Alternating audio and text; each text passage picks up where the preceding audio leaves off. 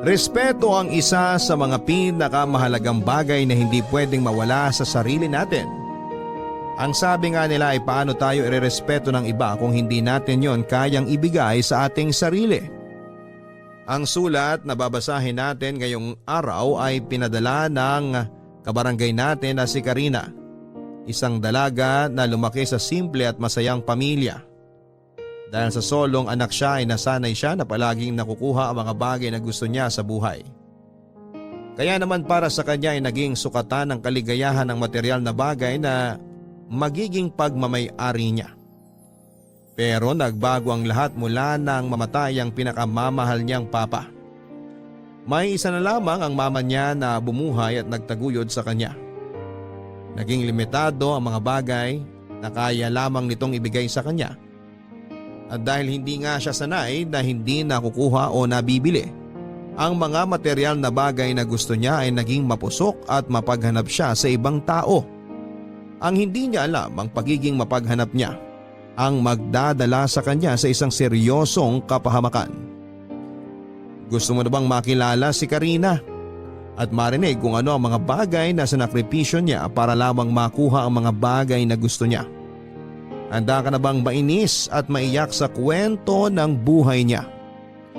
Kagaya ka rin ba niya na naging materialistic na tao? Yung tipo na lahat ay gagawin makuha lamang ang bagay na gusto mo. O mas pipiliin mo ang simpleng buhay basta masaya ka kasama ang taong mahal mo? Si Karina kaya, paano niya na-realize na nasa maling sitwasyon na siya? Nagsisi kaya siya na puro sarili lamang niya ang pinili niyang mahalin? Malalaman natin yan ang masaklap na nangyari sa buhay niya sa mga kwento ng pag-ibig, buhay at pag-asa sa nangungunang Barangay Love Stories. Dear Papa Dudut, ang akala ko dati kapag marami akong pera o palagi kong nakukuha ang material na bagay na gusto ko ay totoong masaya na ako. Nasanay kasi ako sa ganong setup ng buhay. Pero sa huli na-realize ko na wala sa luho o pera ang totoong kaligayahan ng isang tao. Papa Dudut, itago nyo na lamang po ako sa pangalang Karina, 28 years old at nagtatrabaho sa isang paaralan dito sa Laguna.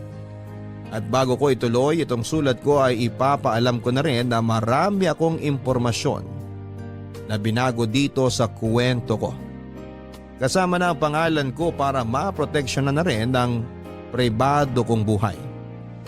Solong anak ako ng mga magulang ko at nagtatrabaho bilang foreman si Papa sa isang malaking construction site. Matagal na siya doon at masasabi ko na kahit papaano ay malaki na rin ang kinikita niyang pera kaya hindi na kailangan magtrabaho pa ni Mama. Magkaiba rin ang ugali ng mga magulang ko, Papa Dudut. Kuripot kasi talaga si Mama at hindi siya mahilig bumili ng mga toys para sa akin. Kahit tong bata pa lamang ako. Pero si Papa naman ang tipo ng tatay na ibinibigay ang lahat ng gusto ko, lalo na pagdating sa material na mga bagay. Laruan, notebook, magandang pencil case at kung ano-ano pa. Solong anak kasi ako kaya naman masasabi ko na naging spoiled talaga ako nang dahil sa kanya hanggang sa magkolehiyo na ako. Minsan kinokontra ni Mama ang ginagawa na yon ni Papa. Ang sabi ni Mama ay hindi dapat ako sinasanay ni Papa na nakukuha ang mga bagay na gusto ko. Dapat daw ay tinuturuan nila ako na maging masinop at matipid sa pera. Siyempre mahal na mahal ako ng Papa ko kaya hindi siya nagpatalo sa gusto ni Mama. Siya pa rin ang nasunod at patuloy sa pagbibigay ng mga luho sa akin, Papa Dudut.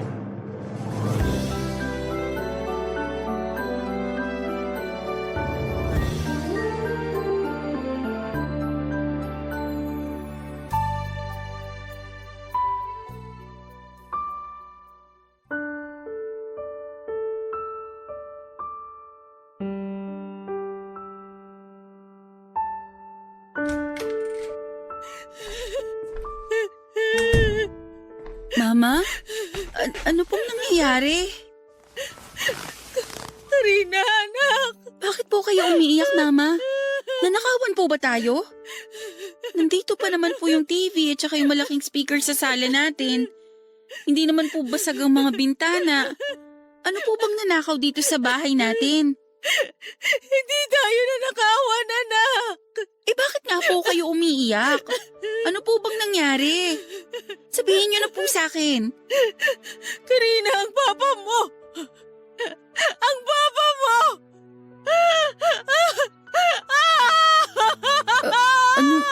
Ano pong nangyari kay Papa? Tumawag dito yung isang katrabaho niya at sinabi na wala na ang papa mo. Wala na siya, Karina. Ano po? Paano po nangyari yun? Kasabay lang po natin siyang mag-almusal kaninang umaga. Masigla po siya at walang kahit na anong nirereklamong sakit ng katawan. Malakas po si Papa. Na-aksidente daw siya sa trabaho nila kanina. Mama, baka po nagpa-prank lang yung tumawag sa inyo. Baka hindi naman po totoo yung sinabi niya. Gusto kong isipin na biro lang talaga yon. Pero si Obet ang tumawag. Siya ang isa sa pinakamalapit na kaibigan at katrabaho ng papa mo. Kilala ko siya at sigurado ako na hindi siya gagawa ng ganong klaseng biro. Pero ano po bang nangyari? Paano po na-aksidente si Papa sa trabaho? Sinisilip daw ng papa mo yung loob ng mixer machine na para sa simento dahil ayaw daw gumana nung una. Pero may isang katrabaho sila na hindi alam na nasa loob ang papa mo at sinindihan yung makina nun. Doon siya namatay sa loob ng machine na yon. Ibig sabihin, pinatay po si Papa? Aksidente daw ang nangyari, anak. Hindi alam ng isang katrabaho nila na nasa loob ng mixer ang papa mo. Pero dahil po sa tao na yon, namatay si Papa. Siya may kasalanan ng lahat. Karina, kahit magalit at manisi pa tayo ng ibang tao, hindi na may babalik pa ang buhay ng papa mo. Wala na siya, anak. Wala na ang papa mo. Bakit po kailangan na mangyari to? Bakit kailangan na mawala sa atin si Papa? Hindi ko rin alam. Napakabuting tao niya at wala siyang kahit na sinong inargrabyado. Bakit kailangan na buhay pa niya ang kunin kagad ng Diyos? Bakit? Mama, magpakatatag po tayo. Paano natin gagawin yon? Wala na ang papa mo! Kinuha na siya sa atin, Karina! Wala na siya! Hindi po gugustuhin ni Papa na makita niya tayong umiiyak at pinanghihinaan ang loob. Kilala niyo po si Papa. Ayaw niya nang nalulungkot tayo ng dahil sa kanya. Hindi mo kasi ako naiintindihan. Hindi ko kayang mabuhay nang wala ang papa mo. Pero nandito pa naman po ako. Hindi ko po kayo iiwan, Mama. Pangako po yan. Hindi po ako aalis dito sa tabi ninyo. Ang bigat-bigat, Karina. Bakit kasi ang papa mo pa ang nawala? Bakit hindi na lang ako? Ayoko nang mabuhay sa mundo kung hindi siya kasama. Ayoko na! Mama, isipin niyo naman po sana ako. Nandito pa po ako. Tayong dalawa na lang po magkasama ngayon. Magtutulungan po tayo, Mama. Magpapakatatag po ako para sa inyo. At sana ganun din po ang gawin niyo para sa akin.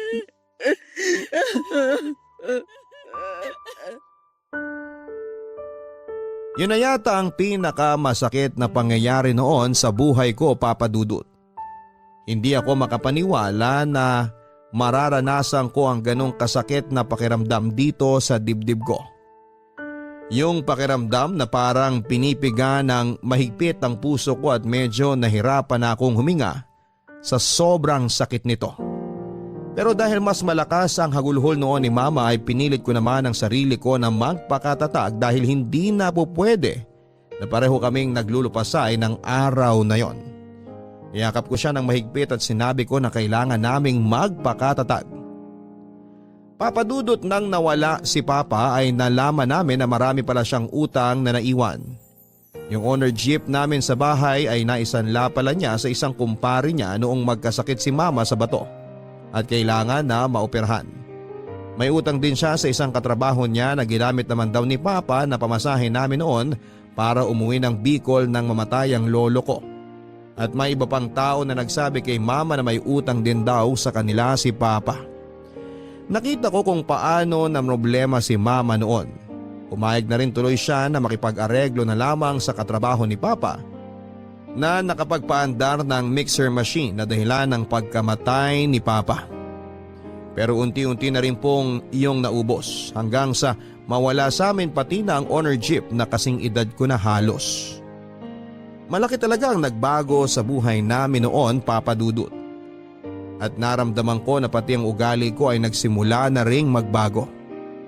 Dahil wala na si Papa ay nagdesisyon si Mama na magtrabaho at maging bantay sa isang tiyangge na malapit sa amin. Nainis pa ako noon kasi madalas kaming dumadaan doon ng mga kaklase ko bago umuwi sa bahay. Nakikita tuloy nila si Mama na nagtatawag ng mga customer na dumadaan sa tapat ng tiyangge. Kaya hindi ko na lang siya tinitingnan para hindi ako mapahiya, Papa Dudut. Okay na lasa nitong niluto ko na ginisang sardinas na may miswa. Maghahain na rin ako at makapauwi na si Karina. Mama, may luto na po bang ulam? Nagugutom na po kasi ako. Sakto lang ang uwi mo, anak. Eto, kakatapos ko lang magluto. Parang medyo ginabi ka yata ngayon. Nag-extend po kasi ng klase yung isang professor namin. Tapos nag-practice pa po kami ng aerobic dance para sa finals namin sa PE. Naku, kaya pala mukhang pagod na pagod ka. Opo, kasi nakakapagod talaga yung paulit-ulit na aerobic dance na ginawa namin kanina. Hindi na nga rin po ako nagmerienda kanina kasi pamasahe lang po ang pera ko. Kaya gutom na po talaga ako. Pasensya ka na kung medyo nagtitipid tayo ngayon, ha? Alam mo naman na marami pa tayong utang na dapat bayaran. Ano pa nga po ba? Wala naman po akong ibang choice kundi magtiis na lang sa kakarampot na allowance na binibigay niyo sa akin eh. Huwag kang mag-alala. Mabayaran ko lang halos lahat ng utang ng papa mo. Ibabalik ko sa dati ang allowance na binibigay ko sa'yo. Maupo ka na anak at maghahain na rin ako ng hapunan natin. Sige po, Mama.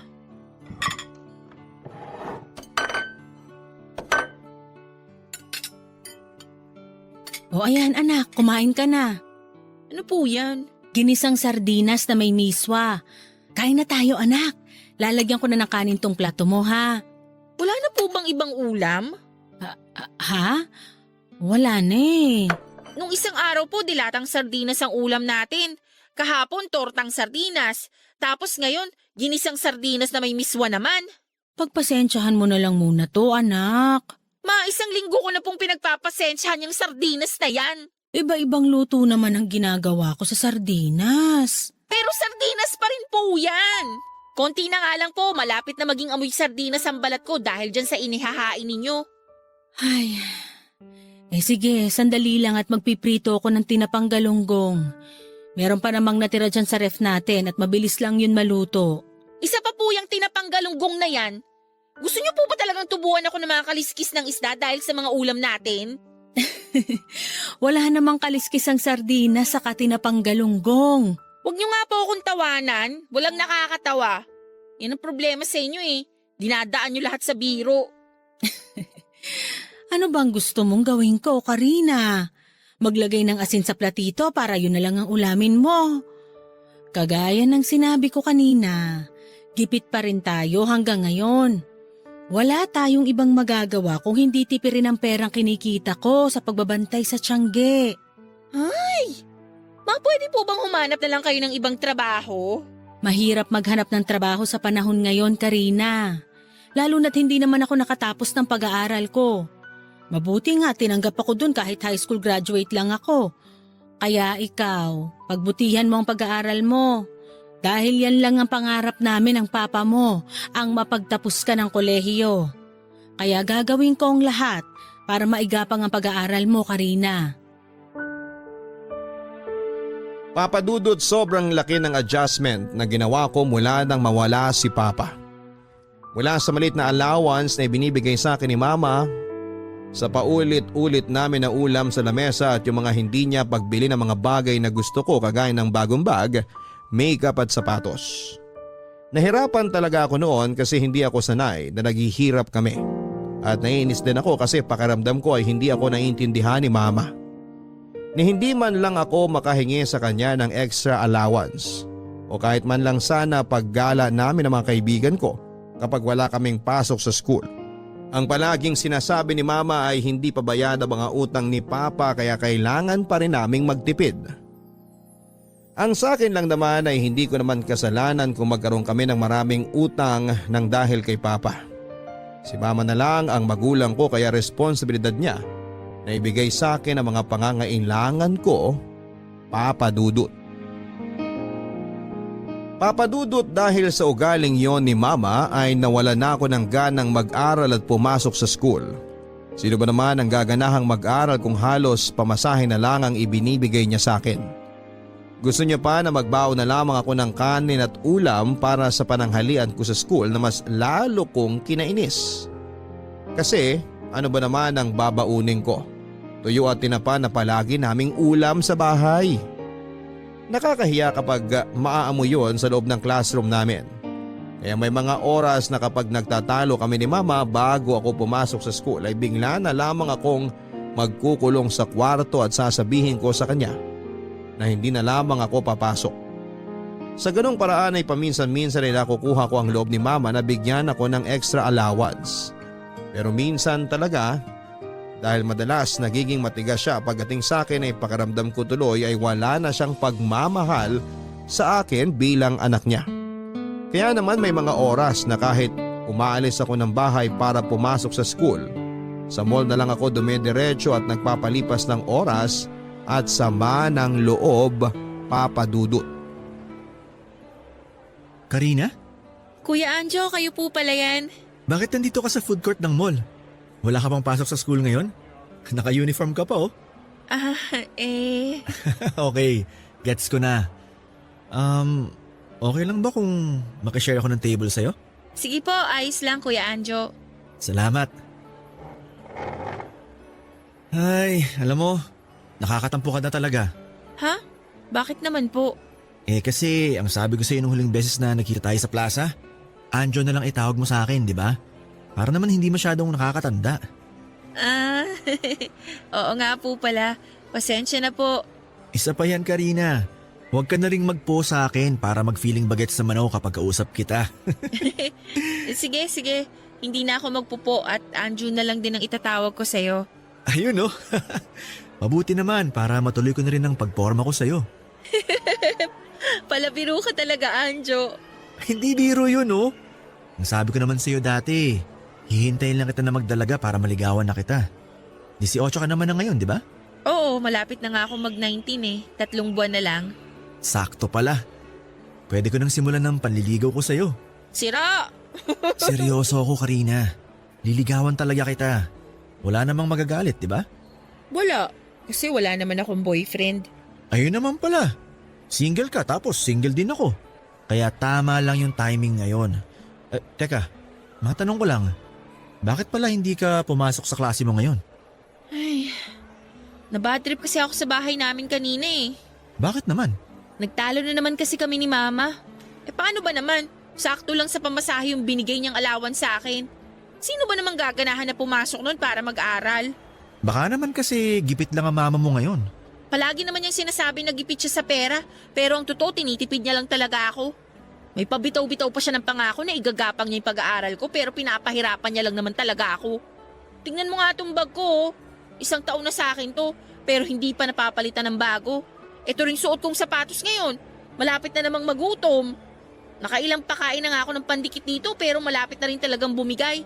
Tapos hindi man lang ako mabila ni Mama ng mga bagong gamit. Kita naman yung kailangan ko na. Bakit mo ako tinatawanan, Anjo? Kasi ang cute mo kapag nagrereklamo ka ng ganyan. Lalong sumisingkit yung mga mata mo at lumalabas pa yung dimples mo sa magkabilang pisngi. Ewan ko sa'yo. Oh, baka isipin mo na binobola lang kita ha. Totoo yun. Nagiging cute ka talaga lalo sa paningin ko. Pero alam mo, para mawala yung pagka-bad trip mo, kumain na lang tayo. Di pwede. Ha? Bakit naman hindi pwede? Nagda-diet ka ba? Hindi, pero wala kasi akong pera eh. Sakto lang na pamasahe itong nasa wallet ko ngayon. Yun lang bang problema mo? Sino bang may sabi na KKB tayo? Siyempre, ito ng first date natin kaya libre kang pagkain natin ngayon. Kahit ano pang gusto mo, sabihin mo lang Karina at bibilhin ko para sa'yo. Papadudot may 10 taon din yata halos ang tanda sa akin ni Anjo. Nasa kabilang barangay siya nakatira kaya hindi rin kami madalas na nagkikita. Nakilala ko lang siya nang manood ako ng liga ng basketball sa plaza. At isa siya sa mga naglalaro. Nang unang beses nga kaming nagkausap noong 15 years old pa lamang ako ay biniro-biro niya pa ako. At sinabi niya na hihintayin daw niya na maging dalaga na ako at liligawan niya ako. Kaya naman sa tuwing magkikita kami sa plaza ay palagi niyang pinapasaring ang nararamdaman niya na pagkagusto sa akin. Sa isang networking company nagtatrabaho si Anjo, Papadudot. Ang kwento niya ay mag-isa na lamang daw siya halos sa buhay niya. Dahil wala na siyang nanay at ang tatay naman niya ay nakakulong. Kaya naman sarili na lamang niya ang halos iniintindi at pinagkakagastusan niya. Mula nga nang magkita kami sa mall ay naging madalas na ang pagtatawagan at pagte-text namin sa isa't isa. Hanggang sa sinabi niya na gusto niya akong ligawan at dahil wala naman akong boyfriend, hayaan ko na siya na manligaw sa akin, Papadudot. Anjo, thank you sa paghatid mo sa akin dito sa bahay ah. Wala yun. Medyo malalim na ang gabi kaya hindi talaga kita pauuwiin na mag-isa. Sa bagay, pero thank you rin sa panlilibre mo ng dinner kanina. Nabusog ka ba? Oo, ang dami ko ngang fried chicken na nakain. Mabuti naman. Kasi gusto ko na sa bawat date natin, nabubusog ka talaga. Balak mo yata talaga akong patabain ano? Wala namang kaso sa akin kahit tumaba o pumayat ka, Karina. Kasi ikaw pa rin ang cute na babaeng espesyal dito sa puso ko. Ang corny mo. Di naman masyado. O sige na, papasok na ako sa loob ng bahay namin. Ay, saglit lang ah. May kukunin lang ako sa top box ng motor ko.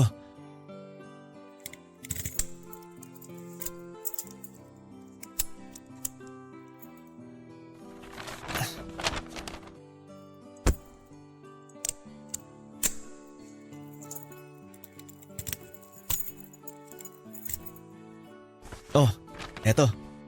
Oh, ano naman to? Anong laman ng mga paper bag na to? Teka, ito yung sinabi ko na magandang bag sa sapatos dun sa dinaanan nating department store kanina, di ba? Oo. Pasimple kong binili yan habang tumitingin ka ng mga dress. Sinabi ko lang na mga bagong pantalon ko ang laman ng paper bag na yan. Pero para sa'yo talaga yan. Grabe, Anjo! Nakakahiya naman. Binili mo pa talaga tong mga to para sa akin. Pero thank you ah. Hindi ko na to tatanggihan kasi alam mo naman na luma na talaga yung sapatos at bag na ginagamit ko. You're welcome. Sabi ko naman dati na basta para sa'yo, ibibigay ko hanggat kaya ko. O sige, aalis na rin ako. Okay, thank you ulit dito. Ingat! Bye!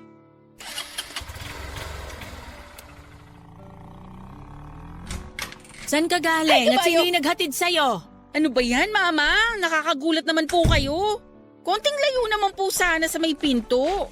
Sagutin mo na lang ang tanong ko kung saan ka galing at sino yung lalaking naghatid sa'yo. Diyan lang po sa mall. Tsaka si Anjo po yung naghatid sa akin. Taga-kabilang barangay lang po siya. Anjo!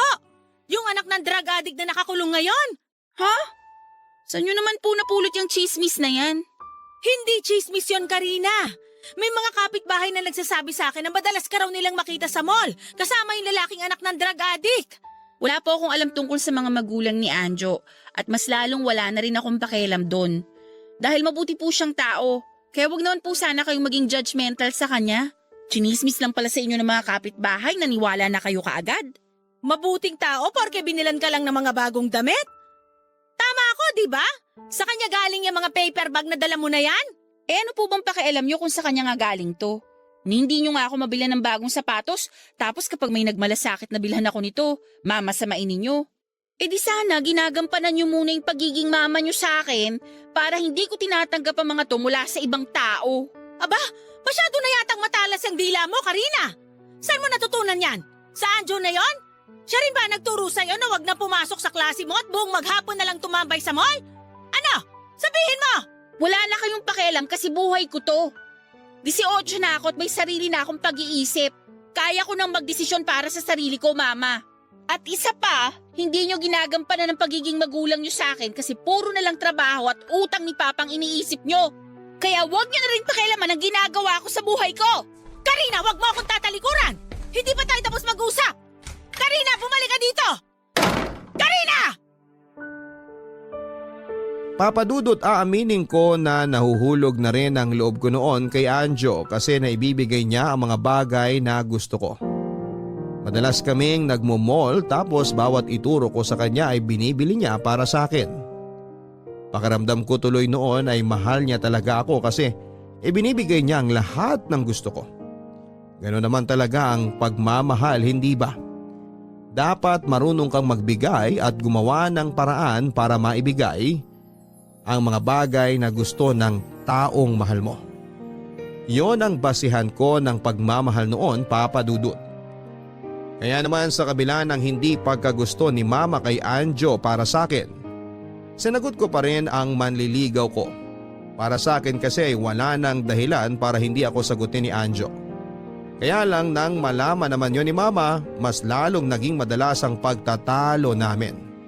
Palagi niyang sinasabi na hindi kami bagay ni Anjo dahil sa edad namin na napakabata ko pa raw para magka-boyfriend at pumili naman daw sana ako ng matinong lalaki.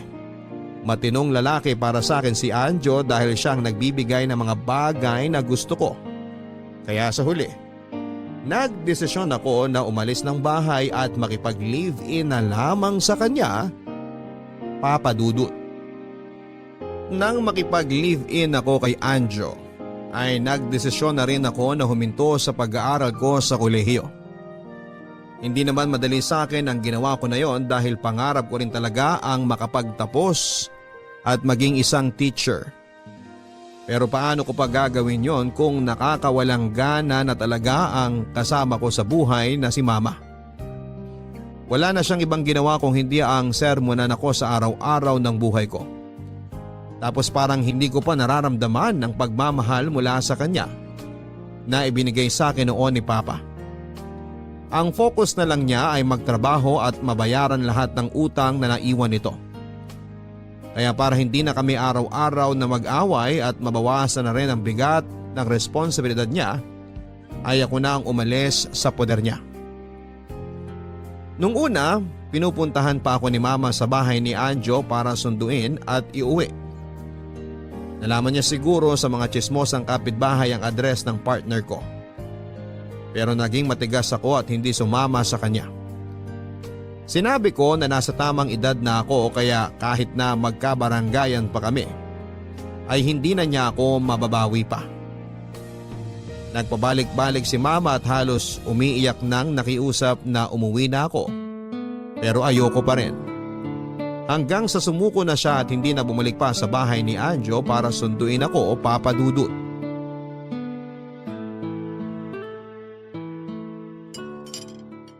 Grabe, Karina.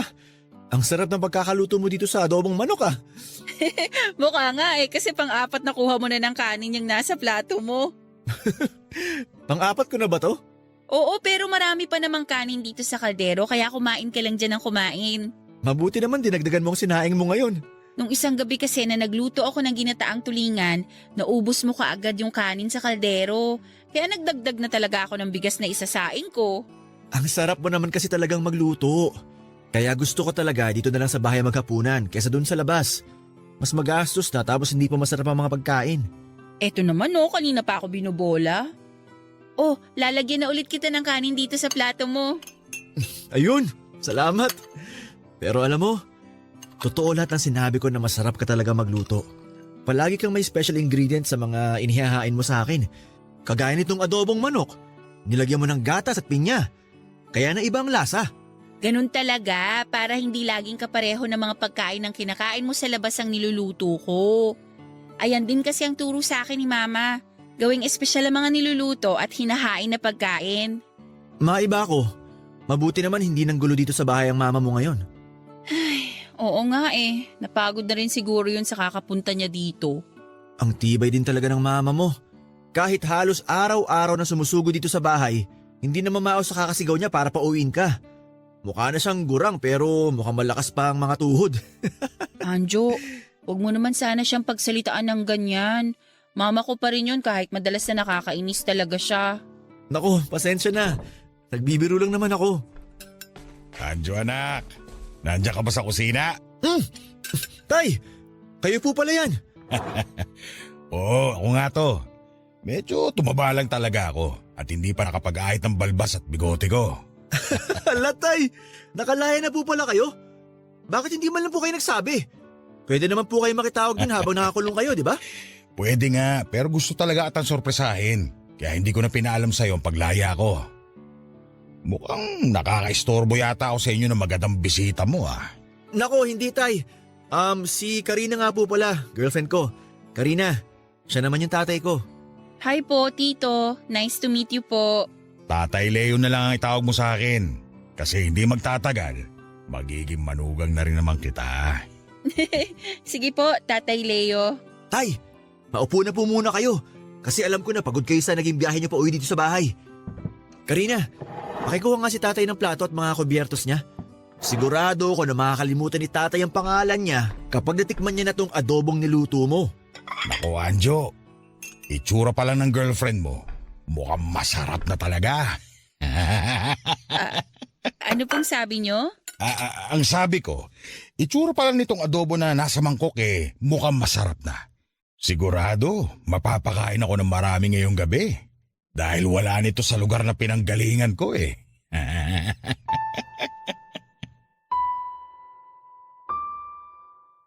Maayos naman ang umpisa ng pagsasama namin ni Anjo. Mabait siya, Papa Dudut, kahit napansin ko na marami pala siyang bisyo tulad ng alak, sigarilyo at sugal.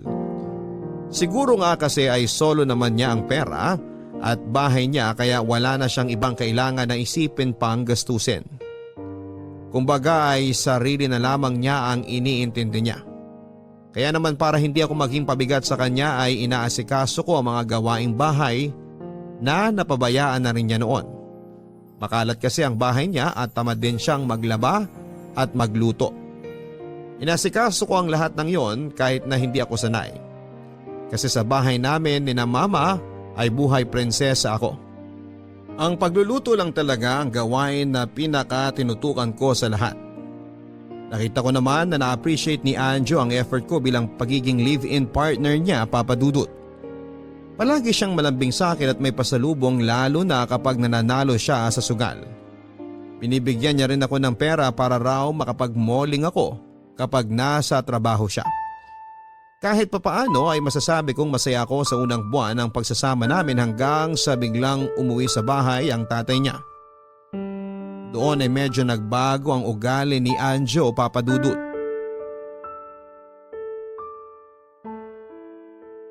Anjo, ito na yung kape mo. Babalikan ko lang yung niluluto ko para sa baon mo sa pananghalian. Nako, hindi ko na mahihintay yan. Anong oras na oh? Saglit na lang to, Anjo. Para hindi ka na rin bumili na makakain mo sa kantin. Nung isang beses kasi sinabi mo na sumakit ang tiyan mo dun sa binili mong ulam, 'di ba? Oo nga. Pero hindi ako pwedeng malate dun sa meeting ko para sa isang client. Ilang linggo na rin mababa ang benta ko at kailangan ko na talaga makabawi. Bibilisan ko na lang tong ginagawa kong pagluluto sa ginisang munggo. Bakit pa kasi tanghali ka na nagising? Pati tuloy ako muntik nang tanghaliin. Paano? Hindi mo kasi ako ginising. Medyo masama kasi ang pakiramdam ko kagabi. Pero mas maayos na ako ngayon. Nawala na yung ubo at sipon ko. Sabi ko naman kasi sa'yo Iwas-iwasan mo na magpuyat. Kakanood mo kasi ng mga K-drama na dinownload mo sa internet. Naulanan din kasi ako nung isang araw. Kaya siguro muntik na akong trangkasuhin. Kasama na rin yung pagpupuyat doon. Ilang beses na kitang sinabihan na huwag magpuyat. Pero tuloy-tuloy ka pa rin sa ginagawa mo na yan. Yun na lang din kasi ang libangan ko dito bukod sa paglalaba at paglilinis ng bahay. Oh, eto na nga pala yung baon mo. Sige, salamat. Aalis na rin ako kasi malapit na ako malit sa meeting namin. Anjo, sandali. Ano? Hihingi sana ako ng pera pang grocery natin dito sa bahay. Akala ko ba masama ang pakiramdam mo? Ba't aalis ka pa ng bahay? Oo, masama ang pakiramdam ko kagabi. Pero okay na ako ngayon. Kanina ang bagal mong kumilos. Tapos biglang okay ka na ngayon? Iba ka rin Karina no? Gusto mo lang yata mamasyal Ano, gusto mong gumastos para sa mga luho mo? Hindi sa ganun, Anjo. Wala na rin kasi tayong stock na mga ulam at kape dito sa bahay. Di ako na lang ang bibili para mas makatipid tayo. Kapag kasi binibigyan kita ng pera na pang grocery, kahit sobrang ko yung bigay sa'yo, wala pa rin natitira kahit magkano. Sinasabi mo ba na ginagastos ko ang mga pera mo sa mga walang kwentang bagay? Hindi. Sinasabi ko lang kung ano yung napapansin ko. Tsaka sinabi ko naman kanina na mahina ang benta ko ngayon sa mga product namin, di ba? Kaya kailangan ko muna magtipid. Sige na, aalis na ako. At baka tuluyan pang magkanda leche-leche ang araw ko kapag na-late pa ako. Okay, ingat ka.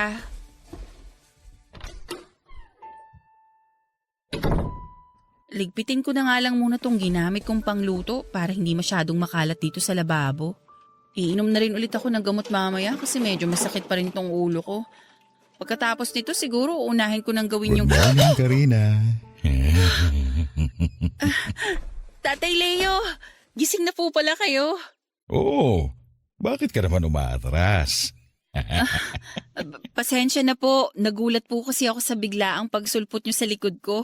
Tapos binulungan nyo pa ako sa may tenga ko. Nako, pasensya na rin. Hindi ko alam na magugulatin ka pala. Pero alam mo, kahit parang hindi ka pa naliligo, ang bango-bango mo pa rin, Karina. Sige po, Tay. Aasikasuhin ko po muna yung mga lalaban ko. Sandali lang. Mag-uusap pa tayo Bitawan niyo po yung braso ko! Nasasaktan po ako! Huwag ka na kasing maarte dyan. Alam ko naman na gusto mo rin to kasi malanding babae ka. Tatay Leo, wag po! Ano po? Dahil sabi nang tumigil kayo! Aray! Ba't mo naman tinabakan ng pao? Hoy! Bumalik ka dito, Karina! Alam ko naman na gusto mo rin to. Kaya halika na! Huwag ka nang maarte dyan! Halika na dito! Karina! Papadudot yun ang unang pagkakataon na pinagtangkaan ako ng masama ni Tatay Leo. Grabe ang takot na naramdaman ko noon kaya naman buong araw na akong hindi lumabas ng kwarto. Buong araw din akong umiyak ng umiyak at gusto ko na nga sanang tawagan si Anjo at pauwiin pero pinigilan ko ang sarili ko dahil alam ko na stress siya sa trabaho niya. Malalim na ang gabi nang makauwi siya na kaagad kong sinalubong. Amoy alak siya noon at doon nga ay naiyak akong sinumbong ang kahayupan na muntik nang gawin sa akin ng tatay niya. Papadudot akala ko ay magugulat si Anjo nang marinig niya sa akin yon. Umaasa ko noon na paalisin niya ang tatay niya sa bahay pero kabaligtaran noon ang nangyari. Dahil sigaw lang at panlalait lang ang inabot ko mula sa kanya. Sinabi niya na imposible daw na gawin yon ni Tatay Leo sa akin dahil hindi naman daw ako ang tipo ng babae nito. Baka raw inakit ko pa ang tatay niya kaya yun natukso na halikan ako. Muntik ko na siyang masampal noon pero nagpigil lamang ako, Papadudot. Iniwan na lamang niya ako sa sala na nakatulala at umiiyak dahil hindi niya ako pinaniwalaan, Papadudot. Hindi ko alam kung nagkataon lang ba na pagkatapos kong isumbong kay Anjo ang ginawa sa akin ng tatay niya ay tuluyan nang nagiba ang pakikitungo niya sa akin. Naging madalas ang pag-uwi niya ng lasing sa bahay, ang pagiging mainitin ng ulo niya, pati na ang pagbitaw ng masasakit na salita sa akin. Tiniis ko yon dahil mahal ko siya at iniisip ko na lamang na may mabigat siyang pinagdaraanan sa trabaho. Kaya gano'n na lamang ang inaasal niya. Kahit may mga oras na nasasaktan na niya ako ng pisikal, kasama yon sa mga tiniis ko habang doon ako nakatira sa bahay niya. Kaya lang, Papadudot, muling naulit ang pagtatangka ng masama na ginawa sa akin ng Tatay Leo niya. At sa pagkakataon na yon ay tuluyan na siyang nagtagumpay. Malalim na ang gabi noon at sabay na umuwi ng bahay sina Anjo at Tatay Leo. Pareho silang nakainom ng alak pero halatang mas lasing ang partner ko. Nang alalayan ko si Anjo na makapasok sa kwarto ay kagad siyang natumba at nakatulog sa kama. At hindi ko pa man siya tuluyang napapalitan ng damit ay bigla namang pumasok noon sa kwarto namin si Tatay Leo at hinila ako papunta sa may sala.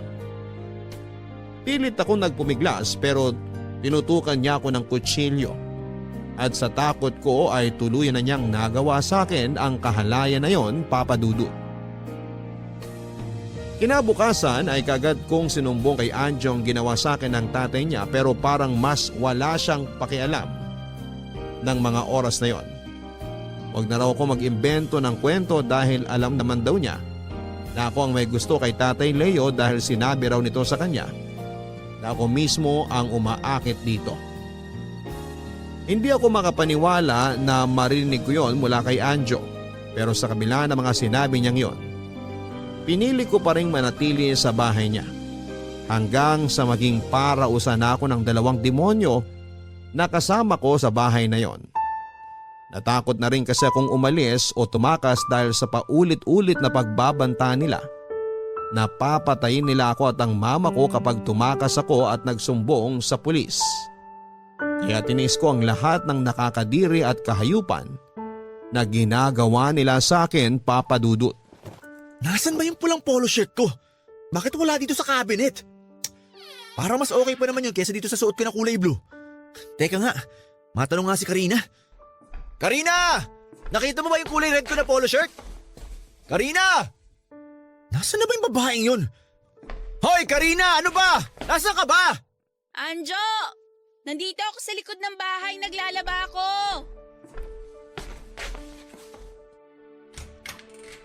Nadya ka lang pala. Bakit hindi ka sumasagot nung tinatawag kita? Hindi ko naman narinig kaagad kasi nga nakasarado yung pinto. Ang dami mo pang dinadahilan dyan. Bakit mo ba kasi ako hinahanap? Hindi ko kasi makita yung red polo shirt ko. Saan mo nilagay? Hala, yung kulay pula na may puti sa laylayan at dulo ng kwelyo? Oo, yun nga.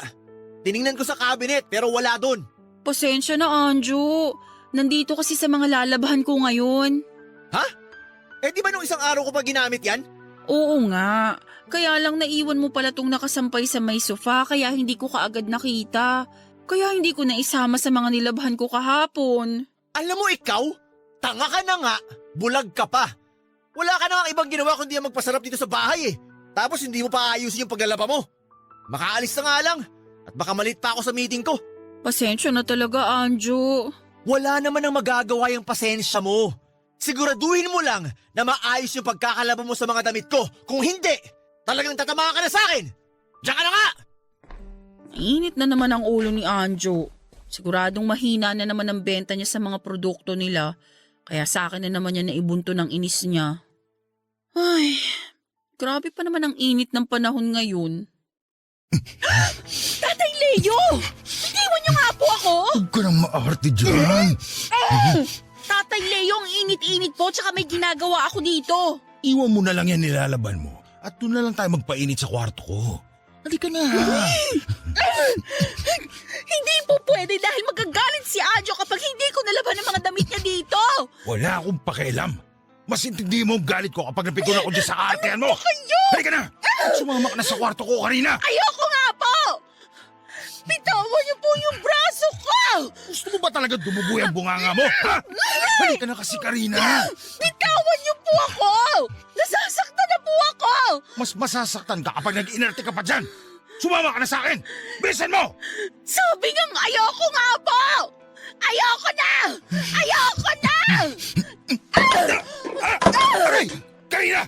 Itigil mo yung paggampas mo sa akin ng balde! Pagod na ako sa inyo, pagtatay! Ano ba? Pagod na ako sa mga kababuyan na ginagawa niyo sa akin! Kaya hindi na ako papayag na magalaw niyo pa ako ulit! Hindi na! Papadudot diring-diri na ako sa sarili kong katawan sa bawat araw na lumilipas na nasa bahay ako ni Anjo. Lalo na at hinayaan ko silang mag-ama na gawin akong parausan. Si Anjo sa gabi at si Tatay Leo naman sa umaga.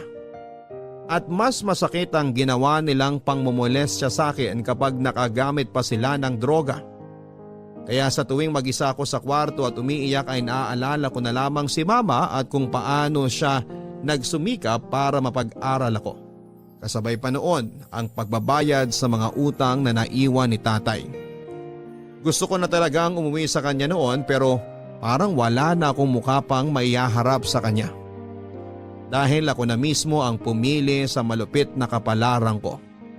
Isa rin yon sa mga dahilan kung bakit nanatili pa rin ako sa bahay ni na Anjo Papadudut. Pero lahat naman siguro tayo ay marunong mapagod. Lalo na kapag masyado nang masakit ang mga pinagdadaanan natin sa buhay. Kasi nagising na lamang ako isang araw na hindi ko na kayang tanggapin ang kababuyang ginagawa sa akin ng mag-amang kasama ko sa bahay. Kaya naman sa muling pagtatangka sa akin ni Tatay Leo habang naglalaba ako, hindi ko na napigilan ang sarili ko na manlaba ng araw na yon. At pagkatapos ko siyang paghahampasin ng balde hanggang sa matumba siya, kaagad akong kumaripas ng takbo palabas ng bahay. Lakad, takbo ang ginawa ko noon, makalayo lamang sa bahay na parang naging impyerno para sa akin.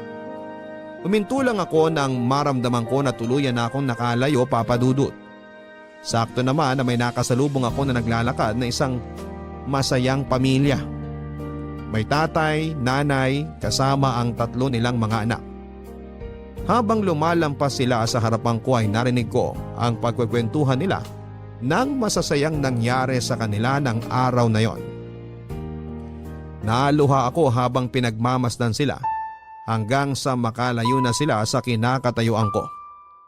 Sa sobrang bigat ng nararamdaman ko ay nakita ko na lamang ang sarili ko na nakatayo sa harap ng pinto ng bahay namin ni Mama, Papadudut. Oo, papunta na ako dyan. Darating ako kaya wag ka nang sumigaw kasi naririndi na ako sa boses mo. Malilate lang ako pero darating ako para palitan ka sa pagbabantay dyan sa Tiangge. O sige na, ibababa ko na tong tawag kasi palabas na rin ako ng bahay. O bye na.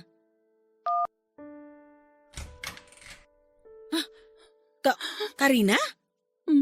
Mama, Oh, anong ginagawa mo dito? pwede po ba akong pumasok muna sa loob? Bakit pa? Kusa kang umalis, di ba? Tapos ngayon bigla mo na lang gustong pumasok uli dito sa pamamahay ko? Mama, please. Papasukin niyo po muna ako. Gusto ko po kayong makausap. Ay. O sige, halika na. Pumasok ka na dito. Salamat po.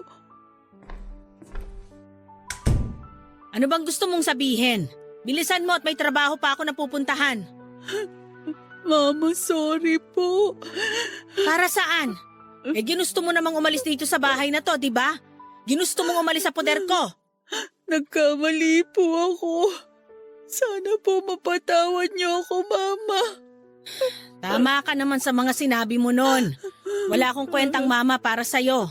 Kaya mo nga ako iniwan, di ba? Kahit nangako ka na magtutulungan tayong dalawa dahil wala na ang papa mo. Pinagsisisihan ko na po yung mga sinabi ko sa inyo. Alam mo, Karina, hindi ko maintindihan kung saan ba ako nagkulang sa'yo. Ginawa ko naman ang lahat para maigapang ang pag-aaral mo at maibigay sa'yo ang pangangailangan mo. Pero bakit hindi mo yun makita? Bakit puro pagkukulang ko lang sa'yo bilang mama mo ang nakikita mo? Mama, nagkamali po ako. Naging makasarili po ako. Narealize ko na po lahat yon. Hindi ko dapat sinabi sa inyo ang mga bagay na yon. Dapat tinulungan ko po kayo kagaya ng mga pinangako ko sa inyo nang mawala si Papa. Dapat naging mabuting anak po ako sa inyo. Oh, Karina, bakit ka lumuluhod dyan? Mama, sorry po. Patawarin niyo po ako. Ngayon po na-realize ko na hindi ko po kayang mawala kayo sa buhay ko. Na dapat nakinig po ako sa inyo dahil mali po ang lahat ng bagay na naging desisyon ko sa buhay ko. Sorry po, Mama. Sorry po. Tama na, Karina. Huwag ka nang umiyak at huwag ka na rin lumuhod sa harapan ko. Mama, maniwala po kayo. Nagsisisi na po talaga ako sa mga sinabi ko sa inyo. Sorry po kung nasaktan ko kayo dahil sa mga ginawa ko noon. Sorry po kung naging sobrang pabigat ako sa inyo. Sabi ng tama na. Huwag mo nang isipin yon at huwag ka na rin umiyak. Hindi naman talaga kita matitiis kasi anak kita at mahal na mahal kita. Mahal na mahal ko rin po kayo, Mama. Salamat po talaga. Tumahang ka na kasi ayoko nakikitang umiiyak ka. Teka, bakit parang ang laki ng pinayat mo? Saka ano to? Bakit may mga pasa at sugat ka dito sa braso at leg mo? Napakagulo rin ng buhok mo. Ano ba nangyari sa'yo? Sina Anjo po at ang tatay niya. Pinagsamantalahan po nila akong dalawa. Paulit-ulit po at halos araw-araw. Sinasaktan po nila ako. At kanina lang po ako nakataka sa bahay nila. Mga walang hiyang yon! Napakahayop nila! Paano nila nagawa sa'yo yon? Mga demonyo sila! Mama, natatakot po ako. Baka puntahan nila ako dito sa bahay. Baka patayin po nila ako, Mama. Huwag ka matakot, anak! Hindi ka na masasaktan ng mga hayop na yon! Nandito si Mama at kahit anong mangyari, hindi ka na nila malalapitan! Pangako yan! Hindi ka na masasaktan ng mga demonyo na yon! Papadudot ang buong akala ko ay hindi na ako mapapatawad pa ni Mama. Handa akong tanggapin noon ang sampal, ang masasakit na salita mula sa kanya pero hindi niya yon ginawa sa akin. Siguro nga ay totoo ang palagi kong naririnig na walang magulang ang matitiis ang kanyang anak. Pero hindi lahat ng pagsusumikap at sakripisyo ng magulang ay nakikita at na-appreciate ng isang anak. Kagaya na lamang ng nangyari sa amin ni Mama. Wala naman talaga siyang ibang ginawa noon kung hindi ang magsumikap para sa akin. Hindi madali ang maging single parent pero ayun siya at pilit na kinakaya ang lahat. Samantalang ako ay walang ibang ginawa kung hindi ang baliwalain ang pagsasakripisyo na ginawa niya. Papadudot ng araw na yon ay tuluyan na kaming nagkaayos ni Mama. Hindi na ako malis pa sa bahay niya dahil pakiramdam ko ay safe na safe ako kapag kasama ko siya. Hindi na rin siya pumasok noon sa trabaho at nang matapos kong ikwento sa kanyang lahat ng dinanas ko sa bahay ni Anjo, ay halos maiyak siya sa sobrang galit na nararamdaman niya. Hindi siya makapaniwala na nagawa yon sa akin ng dalawang demonyong nakasama ko sa bahay na naging malaimpyerno para sa akin. Kaagad kaming pumunta sa barangay noon para magsampa ng reklamo pero wala na rin sina Anjo at Tatay Leo sa bahay nila nang puntahan ng mga tanod.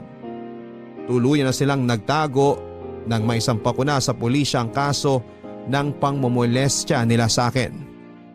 Nung una natakot talaga ako kasi pakiramdam ko ay nasa paligid lamang sila, Papadudot. Halos hindi ako makalabas noon ng bahay dahil baka bigla na lamang may sumaksak sa akin.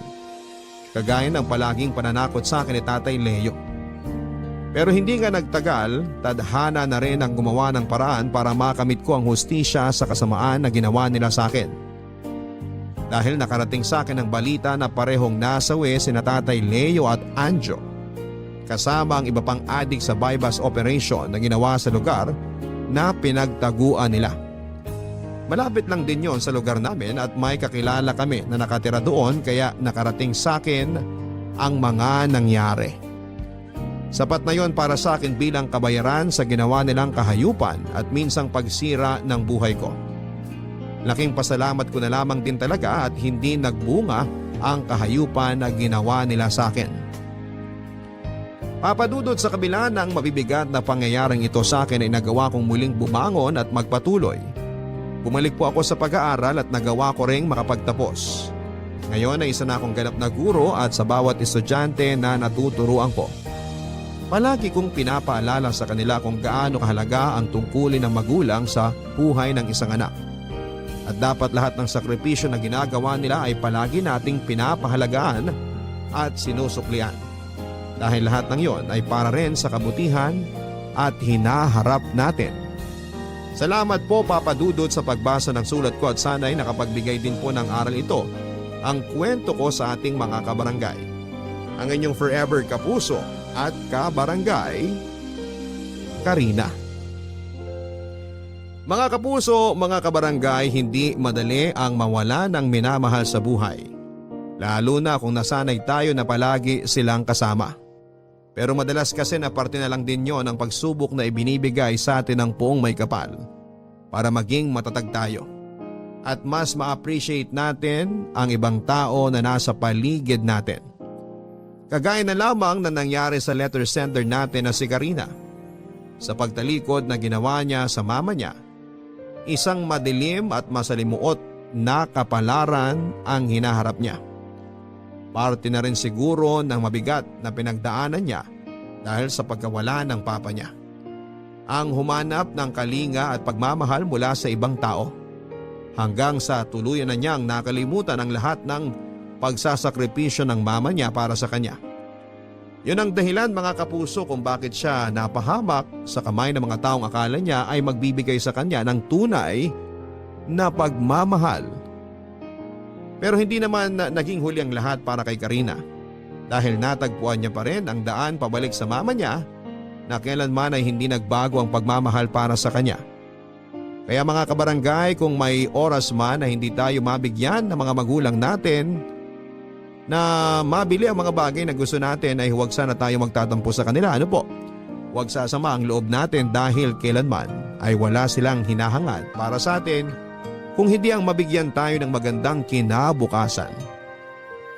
Hanggang sa muli mga kapuso, ako po si Papa Dudut sa mga kwento ng pag-ibig, buhay at pag-asa sa Barangay Love Stories number 1. May mga pangarap tayo sa relasyon na hinihiling natin na balang araw ay mabigyan ng katuparan. Yung mga pangarap na alam nating makapagbibigay ng kasiyahan sa atin. Ikaw, kapuso, ano ba ang pangarap mo sa relasyon na meron ka ngayon?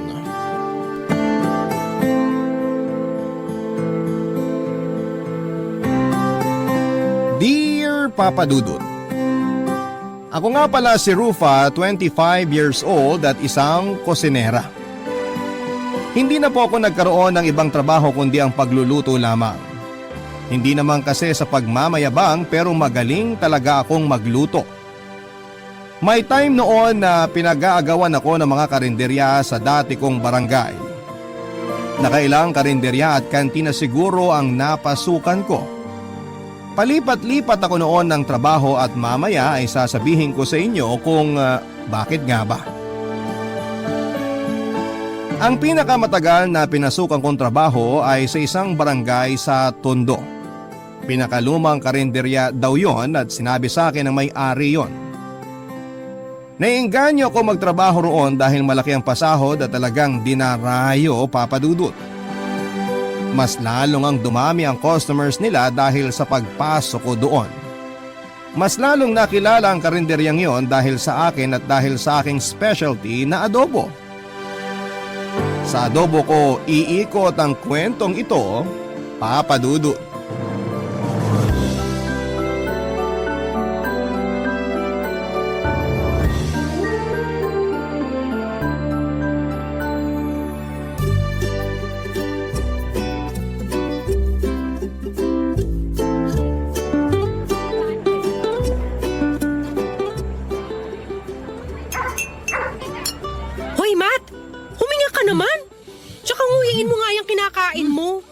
Grabe, Rufa. Ang sarap talaga nitong adobo mo. Huminga ka nga sabi eh. Uminom ka ng tubig. Baka mamaya mabilaukan ka sa karne.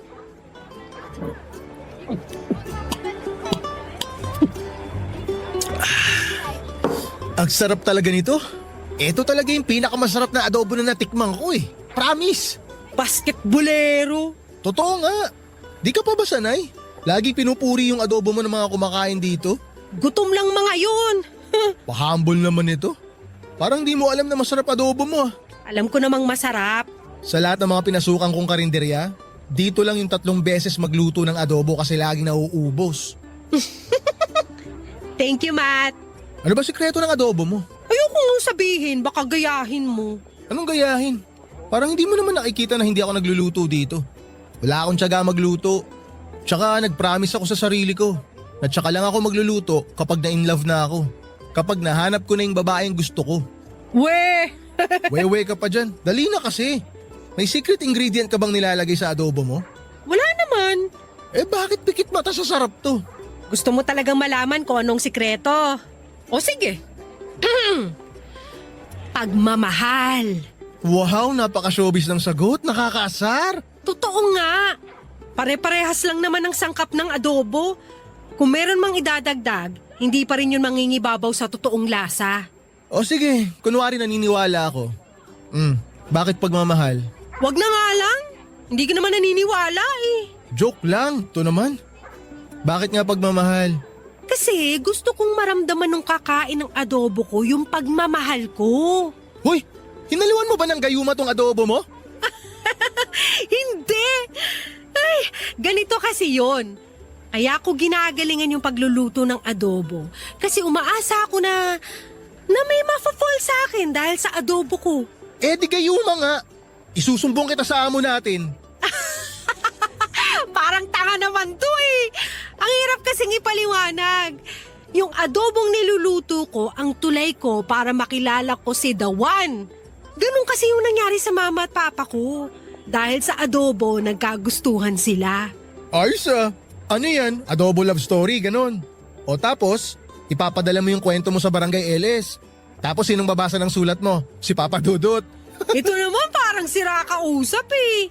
Basta, balang araw magkakaroon ako ng love life dahil sa adobo at si Papa Dudut pa ang lalapit sa akin para malaman yung buong kwento ko. Ike-claim ko na. Uy, sorry. Nadigay ako. Sobrang nabusog kasi ako sa kwento mo eh. Pero okay lang yan, Rufa. Hindi naman masamang mangarap eh. Walang halong biro, Papa Dudut. Nagkakilala nga sina Mama at Papa dahil po sa adobo. Dati rin kusinera si Mama at kilala rin siya sa kanila bilang pinakamasarap magluto ng adobo. Dinarayo nga daw noon ang adobo niya. Nagkataon na kumain noon si Papa sa karinderyang pinagtatrabahuhan niya. Nasarapan si Papa sa nilutong adobo ni Mama at halos naubos na raw niya yung isang kalderong kanin dahil sa sobrang sarap. Kinilig pa nga raw si Mama dahil panay daw ang puri ni Papa sa kanya habang sumusubo. Mula noon ay araw-araw nang bumabalik si Papa para matikman ang adobo ni Mama. Yon at yun lang daw ang kinakain ni Papa, hindi raw nagsawa si Papa. Naging silang dalawa hanggang sa pinagbuntis na ako ni Mama. Mula pagkabata, wala silang ibang kinuwento sa akin kundi ang love story nilang dalawa.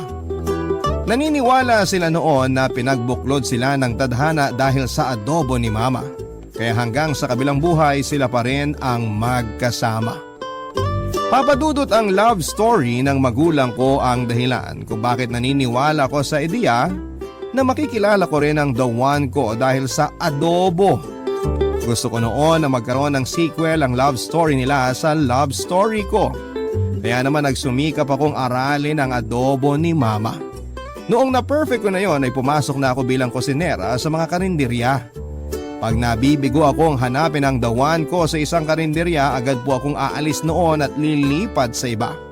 Kaya hindi rin talaga ako nagtatagal sa mga karinderya at ibang eatery dahil nga sa hindi ko natagpuan doon ang the one ko. Hanggang isang araw parang may tinulak na ang tadhana papunta sa akin, si Robin, at unang tingin ko pa lamang sa kanya noon ay alam kong siya na talaga, si the one.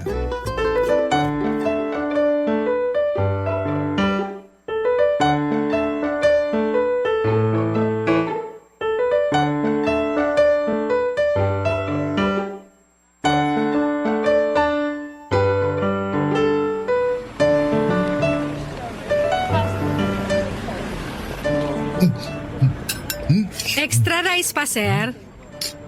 Paano mo nalaman? Hula ko lang naman. Umorder ka kasi ulit ng adobo eh. Sobrang sarap kasi ng adobo nyo. Nakakahiya naman. Nakatatlong order na pala ako. Nakakatuwa nga eh. Magana pala kayong kumain. Pihikan ako sa pagkain. Ngayon lang ako napakain ng ganito. Kakaiba kasi talaga tong adobo nyo. Kakaiba talaga yan, sir. May halong pagmamahal eh. Naku, ganyan din yung linya ni Mama kapag sinasabi naming masarap yung adobo niya. Talaga, sir? Masarap din na adobo ng mama mo? Psst, atin-atin lang ha. Baka marinig ako ni Mama. Ito pa rin adobo nyo mas masarap. Lo? Tinrider niyo mama niyo, sir? Hayaan mo siya. Masaya na siya sa langit. Wala na siyang time na bantayan pa ako kasi magkasama na sila ni Papa Ron. Parehas pala tayo, sir. Ulila na rin ako. Ay, sorry. Napalungkot ba kita? Hindi naman po masyado. Teka, babawi ako. May pick-up line ako para sa'yo. Sige, ano yun? Sana hindi ka maging adobo. Bakit? Para wala kang toyo. Boom! Ay, sorry na pala kasi tawa ko. Ako rin. Napalakas yung kabog ng dibdib ko nung nakita at narinig ko yung tawa mo. Lo, nakakainis naman. Para kang si Papa. Papa? Papa, kasalang ko. Sorry, napalakas yung tawa ko. Pero seryoso, naalala ko Papa ko sa'yo. Teka, pick-up line pa rin ba yan? Seryoso nga. Sabi ko, di ba? Oo, seryoso. Seryoso ako sa'yo. Boom! Kainis. Pero ayun nga, para ka talagang si Papa. Ang galing magpatawa. Kaya na-inlove si Mama sa kanya eh. O baka may love ka rin sa akin ha? Uy, pilingero mo naman doon ng very light, sir. Joke lang, to naman. Baka ikaw yung ma-inlove sa akin. Naku, filingera ka rin. Baka mas may love pa ako sa nagluto ng adobo na to. Sige, sabihin ko sa kanya. Ano bang pangalan niya? Rufa, Asan siya? kaharap mo na. Huh? Ikaw ang nagluto ng adobo na to? Ikaw, anong pangalan mo? Iyo. Hi, Iyo. Yung iyo ko. Nakakaloka. Robin nga pala. Isang construction worker si Robin at malapit lang sa karinderya namin yung trabaho niya. Kaya napapadalas ang kain niya sa amin, Papa Dudut. Doon na tuloy kami nagkakilala. Nalaman ko na wala siyang girlfriend at isang beses pa lamang siyang nagkaroon ng karelasyon.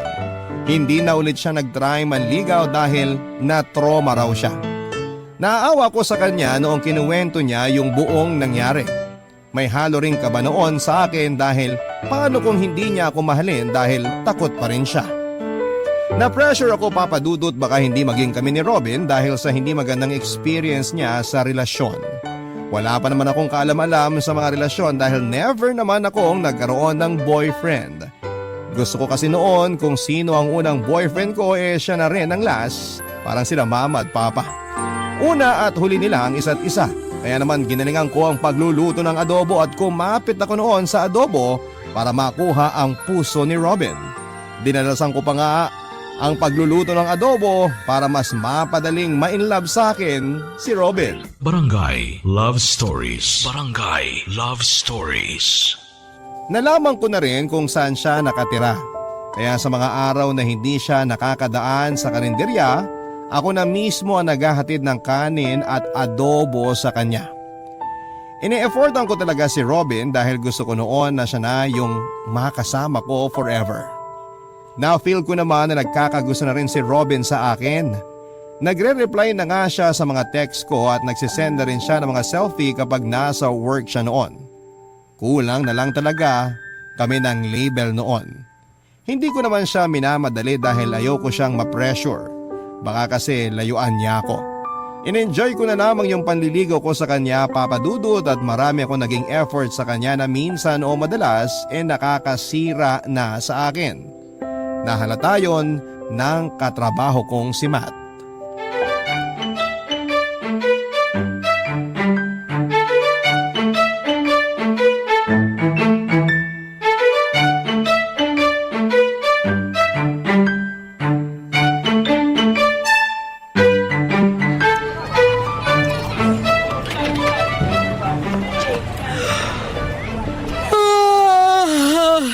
Kantok. 16. May order sa table 16? Buang, wala tayong table 16. 16 kasi, 16 times ka nang humihikab. Bakit mo naman kasi kailangan bilangin? Puyat ka ba? Umaga ka na naman nakauwi kahapon ah. Nag-inuman kasi kami ni Robin sa tinutuluyan niya. Yung ba yung lalaki na laging kumakain dito? Oo, Yung lagi mong binibigyan ng libreng extra rice at libreng adobo? huwag masyadong malakas yung boses. Marinig ka ng amo natin eh. Alam mo, konti na lang talaga isusumbong na kita eh. Uy, wag naman. Para ka namang di kaibigan. Eh di pautangin mo ako para di ako magsumbong. Wala nga akong pera eh, naubos na kahapon. Kasasahod mo lang kahapon ah, hubos na agad. Nilibre ko kasi si Robin ng alak at pulutan. Ikaw ang gumastos? Hindi naman lahat. O ano ang bag niya? Yelo, Naku ikaw! Bobo mo! ang lakas ng boses mo. Maririnig ka ng amo natin eh. Ang galing mong magluto pero ang tanga mo in real life. Nakakasakit ka na ah. Masakit talaga ang realidad. Masaya naman ako sa ginagawa ko. Ang tanong hanggang kailan? Nakakapagod yung ginagawa mo ah. Pag nagmamahal ka, hindi ka mapapagod. Sabi nga ng mga tanga, Inggit ka lang kasi wala kang love life. uy, kung ganyan lang din naman ang magiging love life ko, salamat na lang. Ay di wow! Eh di wow, Umalis ka nga rito, panira ka ng araw. umalis ka na nga rito, panira ka ng buhay. Hoy! Araw yung sinabi ko, hindi buhay.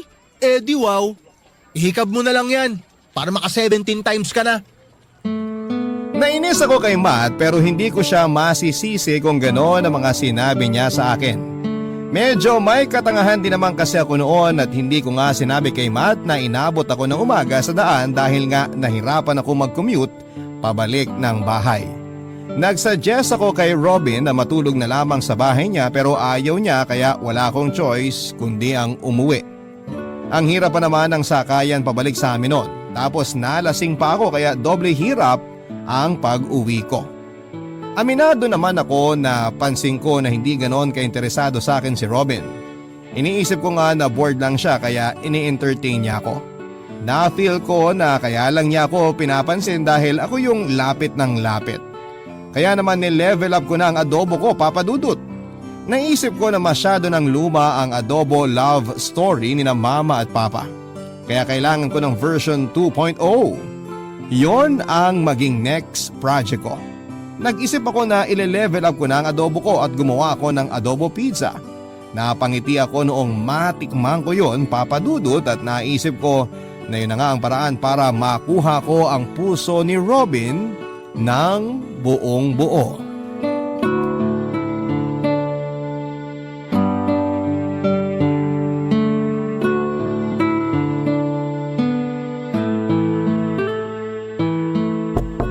Robin? Bakit ngayon ka lang? Sorry na pa-OT kasi ako sa karinderya. Daming customer. Kanina pa ako gutom eh. Alam ko naman. Sorry. Nagmadali na nga ako pumunta rito eh. Kaya naiwan ko yung adobo pizza na ginawa ko para sa'yo. Adobo pizza? Inimbento ko lang. Baka kasi nananawa ka na sa adobo ko eh. Ha? Eh adobo rin naman yung pizza mo. At least nag-level up. Gagawin kita sa susunod. Uy, anong dala mo ngayon? Bumili ako ng burger dyan sa kanto nyo. Gusto ko ng kanin eh. Ano yung burger? Eh di bibilang kita ng kanin. Isabay mo dyan sa burger. Joke. Huwag ka magbiro sa taong gutom ha. Sorry. Nors ka uwi. Kakarating ko lang tapos papauwi mo na ako agad? Tinatanong ko lang kasi maaga ako matutulog. May basketball kami bukas. Ay, hindi naman ako magtatagal. Uuwi rin ako agad kapag wala ka ng ibang kailangan sa akin. Actually, wala na. Ah, okay. Pwedeng makiupo muna saglit? Bakit? Napagod kasi ako kanina sa trabaho tapos nag-commute pa ako papunta rito. Saglit lang naman ako uupo. Hindi ako magpapagabi rito. Okay, mabuti na yung malinaw.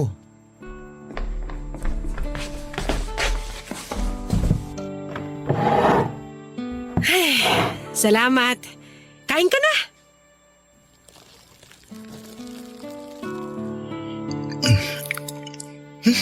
Ang pangit talaga ng lasa ng burger dyan sa kanto namin.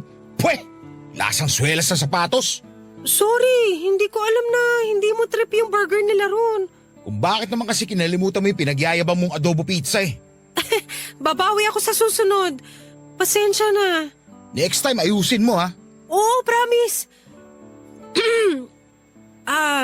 Robin, Ano yun? pwede ka sa Sunday? Death anniversary kasi ni na mama at papa eh. Baka pwede mo ko samahan sa puntod nila. Bakit ako? Para mapakilala na kita sa kanila. Bakit? Ano ba kita? Di naman tayo ah. Yun nga eh. Ano nga ba tayo, Robin? Ha? Ang tagal na nating nagkakamabutihan pero hindi pa rin klaro sa akin kung ano tayo. Masaya tayo. Masaya naman tayo sa ganito, di ba? Pero mas magiging masaya kapag klaro sa akin kung ano tayo. Kailan ba tayo magkakaroon ng label? Kasi wala akong may sagot sa mga nagtatanong sa akin eh. Ay nako, hayaan mo yung mga tao na yan. Ang importante, masaya tayo. Ang unfair naman. Ginawa ko naman lahat para sa'yo ah. Bakit label lang hindi mo maibigay sa akin? Hindi naman nakakabigat yun ah. Pareho tayong single. Kaya bakit hindi pwede?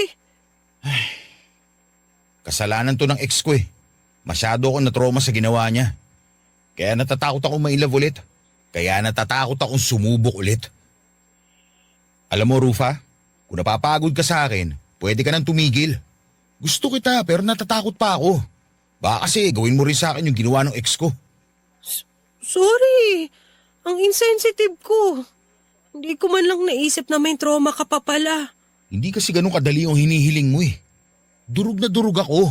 Natroma ako. Ano bang mahirap intindihin dun? Kaya nga sorry eh. Hindi na mauulit. Hindi ko na nga inulit na tanungin si Robin tungkol sa label namin, Papa Dudut. Nakonsensya ako noong nasaktan siya habang inaalala ang nakaraan nila ng ex niya.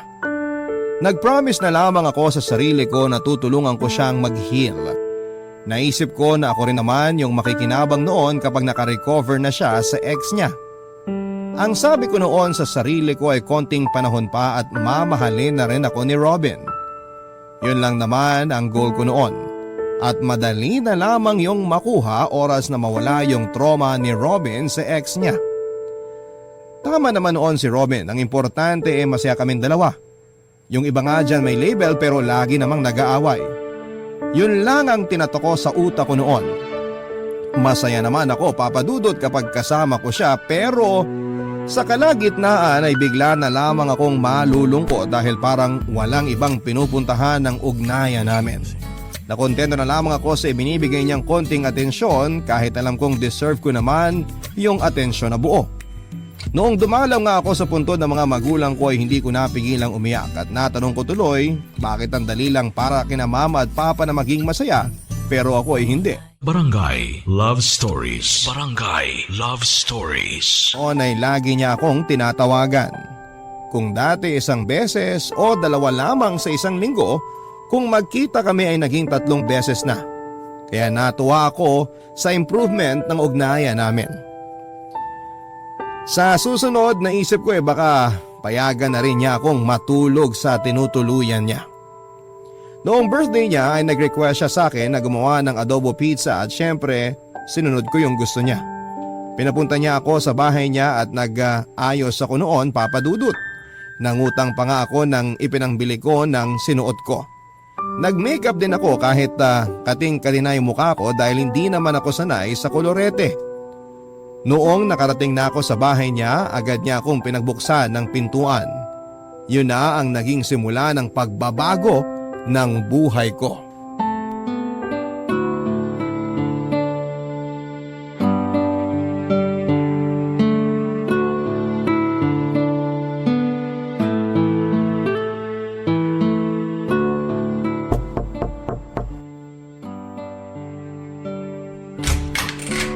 Happy birthday, Robin!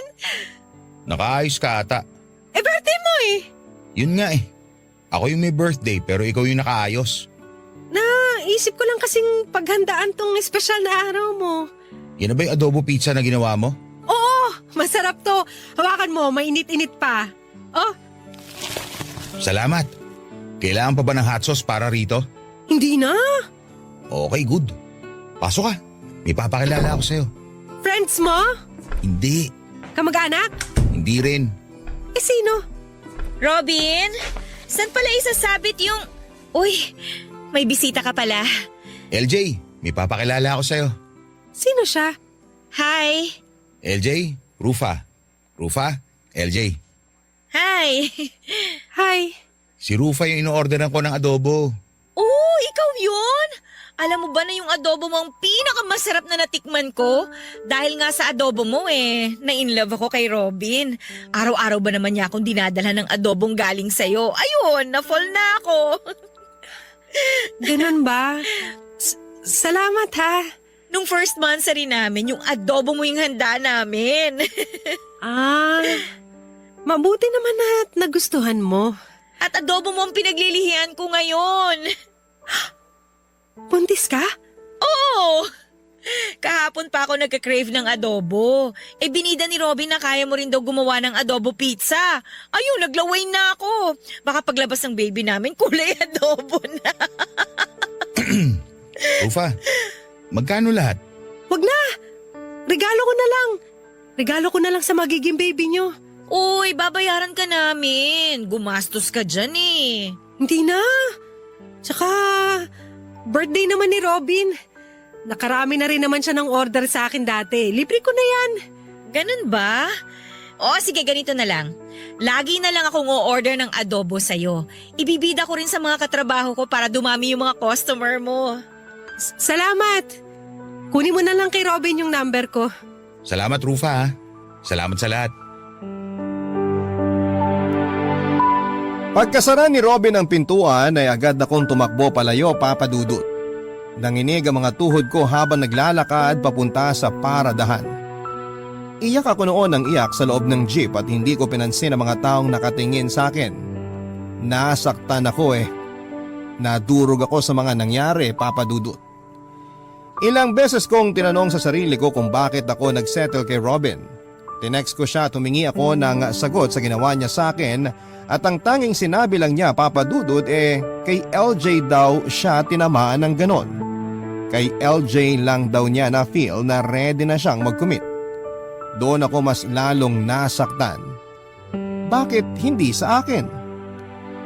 Nawalan ako ng gana sa buhay, naapektuhan ng trabaho ko noon at marami ang nakapansin na pumait na ang adobong luto ko. Sinabi ng boss ko na baka napapasobra daw sa toyo. Kung alam lang niya na dahil yon sa pagiging broken-hearted ko.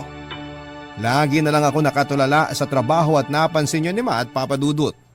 Nilapitan niya ako para kumustahin at alam kong mapang-asar si Ma at alam ko noon na gigisahin at sisisihin niya lamang ako sa mga nangyari, pero hindi yon ang ginawa niya, Papa Dudut.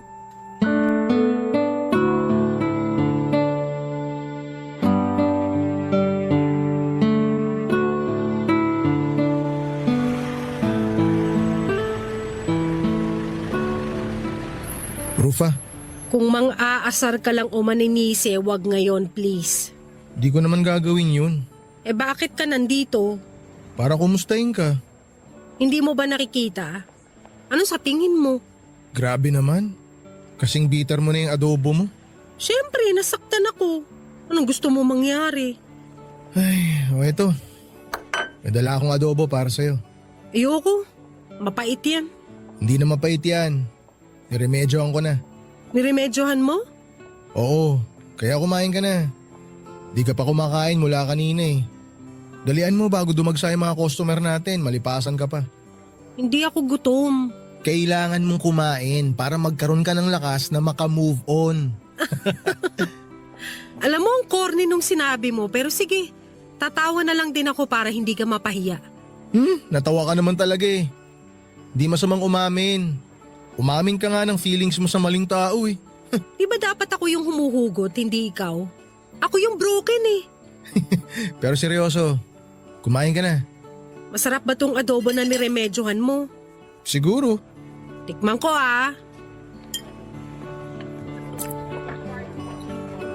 Uy! Ang sarap! Anong ginawa mo rito? Kasi pumapait na yung luto mong adobo. Kesa mapagalitan ka naman ng amo natin, sinubukan ko na lang ayusin. Inisip ko lang yung adobo ng nanay ko habang nire-remedyohan ko yan. Pero pasensya ka na kung hindi katulad nung niremedyo kong adobo yung adobo mo. Uy, grabe naman. Ang sarap nga nito eh. Alam mo, ngayon lang may gumawa ng adobo para sa akin. Kung tutusin, ikaw pa rin naman nagluto niyan. Inayos ko lang. Ganun na rin yun. Thank you Sinalba mo yung adobo ko. Thank you rin sa pagsalba sa akin. Marunong ka pala magluto? Oo naman, marunong ako magluto. Hindi lang ako mahilig. Naturuan din naman ako ng nanay ko na magluto noon. Magaling din magluto yung nanay ko. Parang ikaw. Talaga? Paborito niya na ipinagluluto yung tatay ko. Pag nagluluto si nanay noon, nasa tabi niya lang si tatay lagi. Wala namang naitutulong si tatay kay nanay kasi di naman siya marunong magluto. Nandun lang siya. Taga-suporta. Taga-cheer kay nanay kapag masarap yung timpla ng luto niya.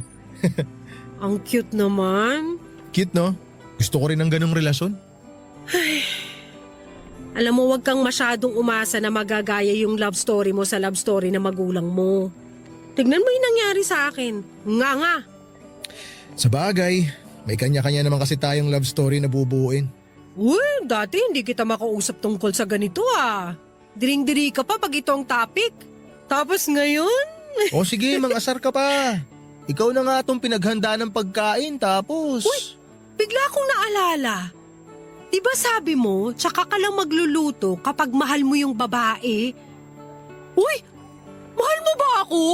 Uy, hindi O baka crush mo na ako?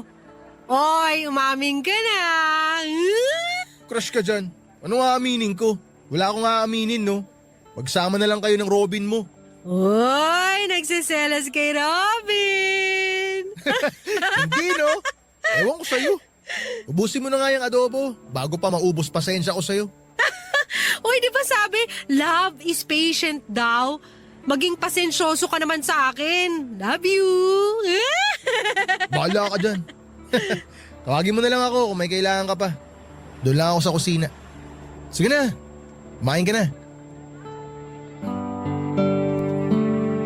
Hindi ko na nga pinapangarap na magkaroon ng love story na eksakto sa magulang ko. Sa kanila yun iba naman yung para sa akin. May kanya-kanyang love story na hinanda ang Diyos para sa atin. Niluto na niya yon bago pa man tayo matutong ma-in love at ihahain na lamang yon kapag ready na tayo. Pakiramdam ko noon, Papa Dudut, ganun yung nangyari sa akin. Unti-unti ay tinutulungan ako makabangon ang sarili ko at wala pang isang taon ay nakausad na ako. Hindi naging maganda yung kinalabasan ng unang heartbreak ko, pero hindi yun naging dahilan para tumigil na ako magmahal. Umamin na rin si Matt na gusto niya ako. Doon na nga nagsimulang maluto ang love story ko. Napailing na lamang ako dahil ang tagal-tagal na hinahanap ko sa maling tao yung love story na kailangan ko. Samantalang nasa harapan ko lang pala yung taong matagal nang para sa akin. Sa ngayon po, Papa Dudut, ay maglilimang taon na ang relasyon namin ni Matt at meron na kaming isang anak. Hindi na nga ako makapaghintay na lumaki ang anak namin para makwento ko kung paano kami nagsimula ng tatay niya. Gusto kong ikwento sa kanya na naging malubakang daan na namin patungo sa isa't isa. Pero kahit na ganun pa man ang nangyari, ang importante ay nagtagpo pa rin kaming dalawa. Marami pong salamat sa pagbasa ng aking kwento. Ang inyong kapuso at kabarangay forever, Rufa.